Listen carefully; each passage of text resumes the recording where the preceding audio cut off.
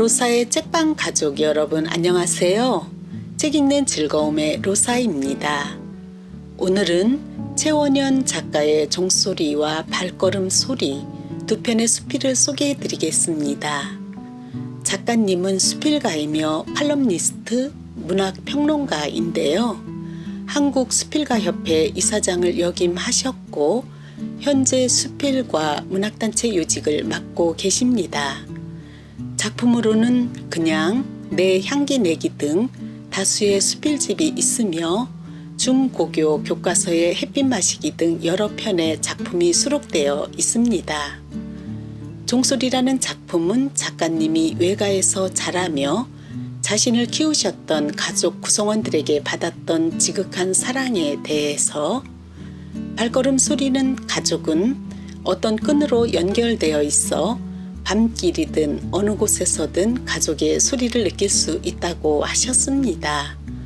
저도 비슷한 경험을 통해 많이 공감이 갔는데요. 오늘 소개해드릴 두 작품 다 가족 사랑의 내용이 있죠.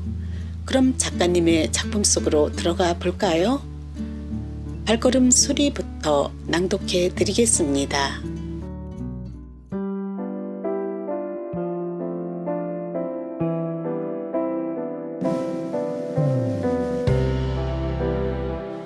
발걸음 소리. 최원현. 사람에게 있어서 숨소리, 목소리는 살아있음을 나타내는 소리다. 그런데 거기에 발걸음 소리도 포함되어야 할 것 같다는 생각이 든다. 손뼉처럼 의도적으로 내는 소리가 아니라 발걸음 소리는 숨소리와 마찬가지로 살아있는 이라면 내지 않을 수 없는 소리이기 때문이다. 내겐 발걸음 소리에 대한 추억이 있다. 그러니까 중학교 다닐 때였다. 시골 이모님 댁에 갔었는데 긴 여름해가 지자 순식간에 어둠이 짙게 몰려왔다. 그런데 저녁 준비를 하시던 이모님이 "네 이모부 오신다" 하시는 것이었다. "어디에요?" 내가 묻자 저기 느티나무께 오시는 것 같다 하신다. 느티나무께는 집에서 한참이나 떨어진 곳이고 칠흑 같은 시골 마을의 어두운 밤이 아닌가. 하지만 보이는 것도 아니고 그렇다고 발걸음 소리가 들리는 것도 아닐 텐데 이모부가 거기만큼 오고 계신단다. 한데 조금 후에 이모부가 정말 들어오셨다. 하도 신기하여 이모를 쳐다보았더니 빙긋이 웃기만 하신다. 그렇지만 내게는 풀리지 않는 수수께끼로 오래도록 남아 있었다. 그러다 내가 결혼을 하고 아이들을 두게 되자 비로소 이모가 이해되었다. 내게도 늦게 돌아오는 아이들이 엘리베이터에서 내리기도 전에 아이가 오고 있다는 느낌이 먼저 오는 것이었다. 참으로 신기한 일이 아닐 수 없었다. 엘리베이터에서 집까지는 남의 집을 셋이나 거쳐야 되는 데다 발걸음 소리도 들리지 않건만 아이가 집으로 오는 것으로 분명히 감지가 되었다. 특별히 무슨 능력이 있어서가 아니다. 설명할 수 없는 무엇, 어떤 통함과 나만의 느낌이 부모와 자식이라는 혈연의 줄을 타고 전율처럼 와 닿는 것이라고나 해야 할까. 그것은 마을 건너 냇가 빨래터에서도 재워놓고 나온 아기가 깨서 우는 것을 느끼던 우리 어머니나 아무리 봐도 구별이 안 되는 쌍둥이 아이를 아이 엄마는 아주 자연스럽게 알아보는 것과도 같다고나 할까. 오늘도 딸아이가 늦는다. 띵 하고 엘리베이터가 와 멈추는 소리에 이어 감지되는 발걸음 소리. 그것은 분명 집으로 돌아오는 딸아이가 분명하다. 이제 곧 발걸음 소리가 점점 선명하게 들리다 멎을 것이고 이내 벨이 울릴 것이다. 산다는 것이란 이렇게 서로의 발걸음 소리를 사랑으로 확인하는 행위일 것 같다. 그러나 발걸음 소리가 항상 반가운 것만은 아니었다. 발걸음 소리가 너무너무 무섭고 두려웠던 기억도 있다. 내 어렸을 때는 손전등 같은 것은 아주 구하기 힘든 때였다. 그래서 밤에 어디에 나갈 때는 등잔을 안에 넣은 네모난 등을 막대기 끝에 매달아 들고 다녔다. 등에 사면은 한지를 붙이거나 유리를 끼웠다. 그리고 뚜껑에는 구멍을 뚫러 불꽃 끝이 밖으로 향할 수 있게 했다. 그런데 바람이 불거나 비가 내리면 뚫린 그 구멍으로 바람과 비가 들어가 불을 꺼버리곤 했다. 불이 꺼지지 않게 하기 위해 손으로 그 구멍 쪽을 막기도 해보지만 그게 쉽지는 않았다. 식구들이 미처 돌아오지 않으면 등을 들고 나갔다. 등불을 들고도 무서움에 온몸이 땀에 젖을 지경인데 불까지 꺼지면 아주 깊고 깊은 바닷속에 빠뜨려진 것 같은 공포가 온몸을 감싸 버린다. 그럴 때 어디선가 발걸음 소리가 들려온다. 그러나 그것은 반가움이나 구원의 소리이기보다는 공포와 두려움의 소리다. 내가 기다리는 발걸음 소리가 아니기 때문이다. 발걸음 소리가 가까워 오면 올수록 무서움이 더욱 커져간다. 급기야 걸음아 나 살려라 왔던 길을 되돌아 가곤 했다. 하지만 누구의 발걸음 소리라는 것을 알게 되면 그처럼 든든한 것도 없다. 아무리 낯선 곳이어도 아무리 어두운 곳에서도 함께 가는 발걸음 소리는 안심해 내가 있어 하는 든든한 힘이 되어주기 때문이다. 어른들과 함께 한밤중에 산을 넘던 때 아무런 두려움 없이 유난히 많기만 하던 별을 해던 것도 그렇다. 등불을 들고 기다리노라면 이윽고 저만치서 발걸음 소리가 들린다. 우리 식구일 거라는 느낌이 온다. 거기다 불빛만 보고도 벌써 나인 걸 알아차리고 저만치서 원년이냐 한마디 해오면 어두움 속에서도 우린 단번에 서로를 알아본다. 근래 들어 사람 간에 정이 끊겼다고들 말한다. 정이 끊겼다는 것은 마음이 통하지 않는다는 것이요. 눈빛이 통하지 않는다는 것이요. 그것은 서로의 소리를 들을 수 없음을 말한다. 마음만 열면, 닫힌 가슴을 열면 솔바람 지나는 것처럼 마음과 마음이 통하는 길이 열리지 않을까.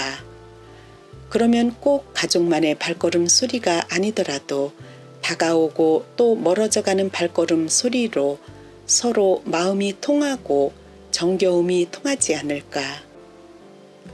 통한다는 것만큼 신나고 아름다운 일이 있을까. 발걸음 소리를 귀가 아닌 가슴으로 한껏 느껴보고 싶다. 그가 내게로 오는 소리는 사랑이다. 내게로 다가오는 발걸음 소리는 사랑의 소리이다. 어린 날 나를 든든하게 해주던 발걸음 소리.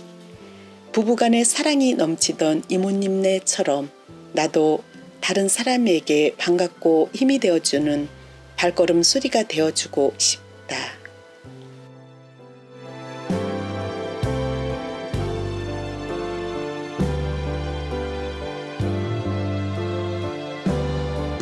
종소리. 대행 대행. 종소리는 신기하게도 심리가 넘을 우리 집까지도 들려왔다. 교회와 우리 집이 모두 조금 높은 곳에 있었다 하더라도 우리 집까지 오는 데는 동산도 2개나 있건만 수요일 저녁만 되면 종소리는 어김없이 우리 집에까지 들려왔다. 할머니는 먼 어두운 밤길은 다녀올 수 없기에 종소리를 들으면 하던 일을 멈추고 기도를 하시곤 했다. 그렇게 할머니를 따라 중학교 3년간을 들었던 종소리다. 막내 이모가 돌아가셨다는 전화를 받은 것이 화요일 저녁이었다. 어머니 대신 나를 업어 키워주신 분이다. 몇 년 전부터 치매가 와서 요양병원에 계셨는데 돌아가신 것이다. 얼마 전 찾아뵈었을 때만 해도 일이 빨리 돌아가실 것 같진 않았었다.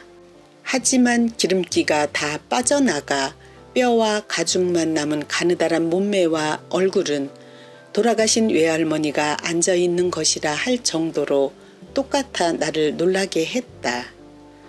나이가 들면 부모 모습이 된다더니 이모의 모습은 아무리 모녀간이라도 저렇게 똑같아질 수 있을까 싶게 닮았다. 할머니도 치매로 고생하다 가셨다. 할머니가 87에 가셨는데 이모는 78에 가시니 9년이나 빨리 가신 셈이다. 새벽 첫 차로 이모님이 계시는 광주로 내려갔다. 성공한 새아들의 문상객들이 줄을 잇고 있었다. 빈소에서 이모님과 마주했다. 10여 년 전에 찍었다는 하늘빛 한복 저고리를 곱게 입은 영정 사진 속에서 이모는 환하게 웃고 있었다. 원현이 왔냐? 오느라 고생했다. 사진 속에서 이모는 그렇게 인사를 해왔다. 지난번 병원으로 찾아뵈었을 때는 전혀 알아보지 못하고 어디서 오셨소? 누구시오? 하던 이모였는데 오늘은 반갑게 아는 체를 하며 맞아주고 있다. 순간 어린 날 들었던 교회당 종소리가 들려왔다. 깜짝 놀라 주위를 둘러봤다. 허나 종소리가 들려올 만한 곳은 없었다. 그런데 이모가 요새도 교회 잘 댕기냐? 하시는 게 아닌가? 할머니가 세상 천지에 네 의지 될 만한 것이 하나도 없다면서 교회로 너를 데리고 갔단다. 이모는 웃는 얼굴채로 조곤조곤 할머니 얘기를 했다. 그러고 보니 곱게 차려입은 모습도 외할머니 모습이다. 참 정갈하신 분이었다. 심리 황토기를 하얀 버선에 하얀 고무신을 신고 장에 다녀오셔도 어찌 걸음을 하셨는지 버선에 흙 한 점 튀지 않았고 결코 버선코를 넘어선 흙도 없었다. 사람들은 그런 할머니를 신기해했다.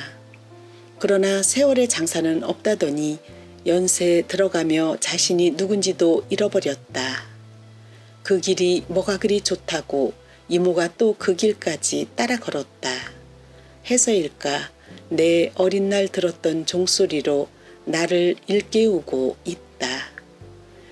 하필 누구도 대신해 줄 수 없는 일로 장례 마지막까지 보지 못하고 발걸음을 옮기는 내 등 뒤로 괜찮다. 봤으니 되었다. 잘 살아라.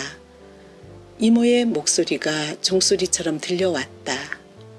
왜 종소리였을까? 아마 이모도 나도 멀리 떨어져 살았기에 멀리 퍼지는 종소리처럼 여운을 붙잡고 살았다 함일까? 그렇다고 누가 그 그리움의 끈을 흔들어 종을 쳐준 것인가? 그래도 종소리의 긴 여운은 내 남은 삶 내내 사라지지 않을 것 같다. 잘 사냐? 잘 살아라. 할머니와 이모 두 분 모두의 한결같은 물음이고 순하디 순한 그분들만의 나에 대한 축복이고 소원이었다. 나는 두 분의 목소리 여운을 내 가슴에도 울리고 있는 종소리로 들으며 두 분 바람에 의미 담긴 잘 사는 일을 남은 내 삶 동안 꼭 지켜가야 한다. 그런데 그분들이 말씀하신 잘 사는 것은 어떤 것일까? 할머니는 평생 나만을 바라보며 사셨다. 참반댁 장손녀로 태어나 어린 날에는 온갖 부러움 다 받으며 사셨지만 바람처럼 나다니시는 할아버지 만나 결혼 후에는 어렵게만 사셨다. 거기다 딸만 셋을 두신 것도 큰 서러움이셨을 텐데 큰딸 내외에 둘째, 셋째 사이를 다 먼저 보내셨으니 그 참담한 가슴을 무엇으로 다독일 수 있었겠는가.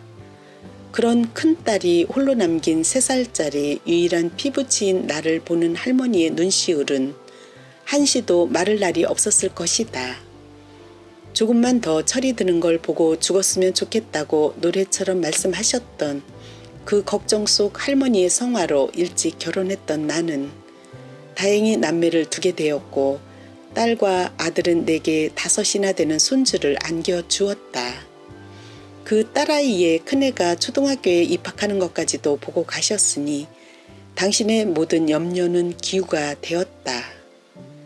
할아버지는 내 결혼식 날 돌아가셨다. 결혼식을 막 마쳤는데 돌아가셨다는 부음의 전보를 받았다. 신혼여행 대신 상주가 되어 5일간 할아버지의 마지막 여행길에 함께 했다. 멋쟁이였던 할아버지, 그러나 당신의 꿈을 제대로 펼쳐보지 못하고 암울한 시대의 가장 평범한 삶으로 살다 가신 분이셨다.